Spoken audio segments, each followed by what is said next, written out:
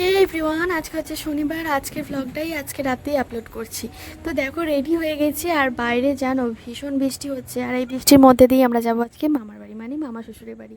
তো দেখা যাক কি করে যাব, জানি না। এতটা বৃষ্টি হচ্ছে যেহেতু নিম্নচাপ উঠেছে। তো চলো ট্রেনে উঠে কথা বলি।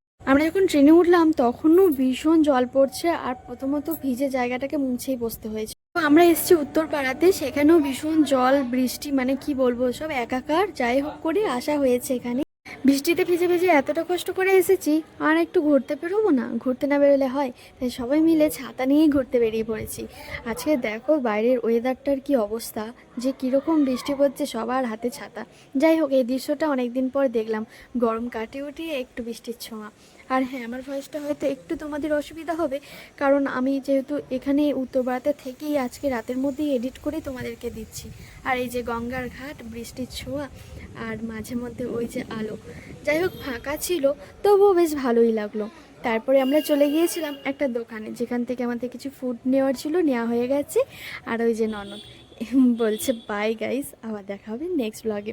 তো চলো তাড়াতাড়ি আজকে ব্লগটা শেয়ার করি, অনেক দেরি দেওয়া হয়নি ব্লগ। তো আজকের ব্লগটা আমি এখানেই শেষ করছি। এটার একটা নেক্সট পার্ট আসবে, যে আমরা সন্ধ্যে থেকে কি কি করেছি সেটার। তো সেটার জন্য অবশ্যই সাবস্ক্রাইব করে দিও। আর দেখা হচ্ছে নেক্সট ব্লগে। সবাই খুব ভালো থেকো, সুস্থ থেকো।